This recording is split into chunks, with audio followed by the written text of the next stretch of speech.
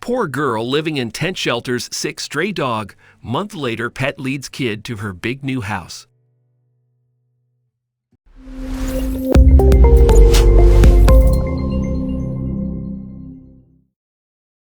But before we start, please take a moment to give this video a like, subscribe to Happy World, and hit the bell so you'll never miss these great stories. A little girl shelters a sick stray dog and takes him to her tent where she lives with her poor mother. A month later, the dog escapes to a mansion, and the girl chases him, oblivious to what awaits her. 8-year-old Lily never played with dolls, wore pretty outfits, or ordered pizza on Saturday nights like her friends. Instead, after school, she sat by her mother, Stella, and helped her knit sweaters and caps because that was how they made a living. When Lily was 5, her father, Adam, died of cancer. Stella was an orphan, and Adam's family refused to help them, so Stella and Lily were on their own. God rewards those who are kind and brave.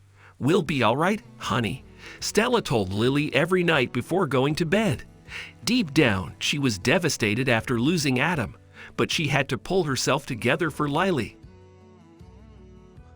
After Adam's death, Stella struggled to make a living and lived in a tent in a parking lot with Lily. Their previous landlord had increased the rent, and Stella couldn't afford it. In fact, she hadn't been able to pay the rent for 3 months before the landlord eventually kicked them out. One day, Lily was walking home from school when she felt somebody was following her. She got scared and was about to run away when she heard a sad woof behind her. Lily turned around to see a whimpering sick doggo, muddy and drenched in dirty water. He was looking at her with sad eyes. Are you hungry?" Lily asked him, and he let out a slight woof as if he understood what she said. Lily sat down and began petting him. "Listen, doggo, you look sick and mommy, and I don't have enough money. We can't take you to a vet, and well, mommy, she will be mad. I am sorry I can't help you," she decided. But when the dog began whimpering in her lap, Lily's heart melted. "Don't be sad, silly. Mommy says we should be brave." Okay, let's get you home," she said. "But I don't think Mommy will let you stay there." So Lily brought the dog to the tent, although she and Stella couldn't afford another mouth to feed. God always helps the kind and brave. "You know our circumstances, honey," Stella told her once she bathed the dog and gave him some milk. "We can't keep him. He has to leave." "But Mommy, isn't the dog just like us?" said Lily. "You remember when Daddy died, we had no one to help us, and we were also like the doggo. Can we please help him, Mom? I will spend more time knitting so we can make more money." When Lily said that, Stella couldn't refuse. She looked at the helpless creature, and her own tragic life flashed before her eyes. "Fine then," she sighed. "However, if we can't manage, we'll have to let him go." Lily nodded sadly. Later, Stella made the dog a tiny bed out of a shoebox and a house with cardboard, which she placed outside the tent. And while she was against keeping him initially, a month later, she couldn't imagine her life without him. Sam, as Stella named him, became family to her and Lily. He would follow them everywhere they went and never left his place without permission. Moreover, he kept Stella company when Lily would be in school. But one morning, when Lily and Stella came out of the tent to feed Sam, he was nowhere to be seen. "Sam, come and have breakfast." Stella called out to him, looking around, only to be disappointed. "Are you hiding there, boy? I told you not to bother Mommy." Lily looked behind the tent for him, where Sam occasionally hid, but he wasn't there either. "Mommy, maybe he ran to the park. I'll go check it out," she told Stella, who nodded. "Sam never leaves like this. Be careful, honey." But Lily checked the park and couldn't find Sam. She was sobbing on her way back to the tent. Did someone take Sam away from us? Did someone steal him? She couldn't stop crying. Suddenly, she noticed Sam across the street. "Sam," she shouted. The dog looked back, then turned away and started running. "Oh no, Sam, wait for me." Lily followed the dog and was shocked when he ran to a mansion. "Sam." Lily followed him inside, not knowing what awaited her. Soon after, she spotted Sam in the garden, jumping on a man in a wheelchair and licking his face. The man was so old, and Sam seemed to love him. "Sam." Lily ran up to him.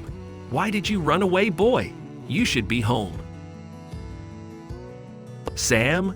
the old man suddenly asked, and Lily looked at him with huge blue eyes. "I am sorry, sir. Sam seems to like you, but I don't want to bother you. I apologize on his behalf," she said. The old man started laughing. "And who are you, little miss?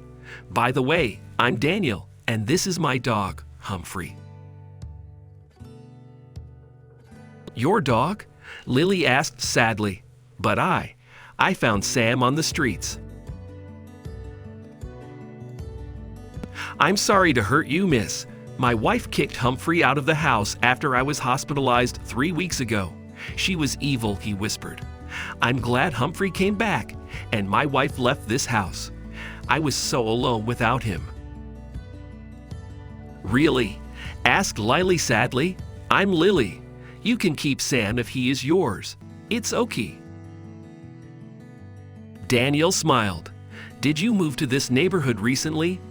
I don't think I'd have seen you around before." The little girl shook her head. Then she began telling him how she and Stella lived in a tent, knitted sweaters for a living, and struggled to make ends meet. "I think I should go home now. My mommy must be waiting for me." She waved a hasty goodbye to Daniel, hugged Sam/Humphrey for one last time, and walked back to the tent. Lily never thought she'd be meeting Daniel or the sweet dog again. But the next day, an expensive car pulled right outside their tent, and Daniel visited them. He was in a wheelchair, and behind him was his caretaker. "You must be Daniel. Lily told me about you," Stella cried. "Is Sam okay?"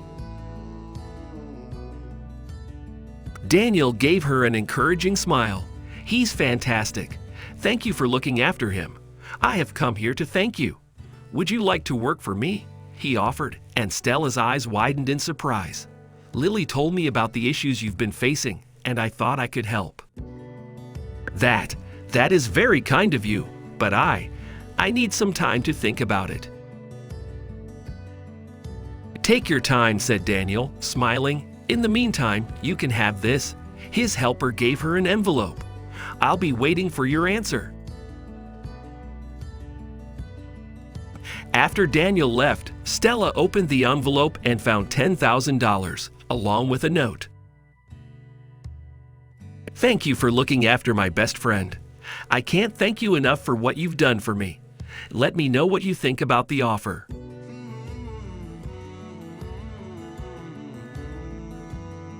Stella had tears in her eyes, and she accepted the offer because something about Daniel told her he was a kind man. Later, Stella learned Henry's ex-wife was just after his money, and he had divorced her after he found out how she mistreated Humphrey/Sam. Stella and Lily moved into Daniel's mansion as per his request, and they became family to him. Lily could now spend time with Sam, and she was just too happy to have him and Daniel as friends. Thanks to Lily and Stella, Daniel lived the last few months of his life surrounded by love and happiness. He was suffering from cancer and passed away 2 months later. After his death, Stella and Lily inherited his home and pet dog, Humphrey.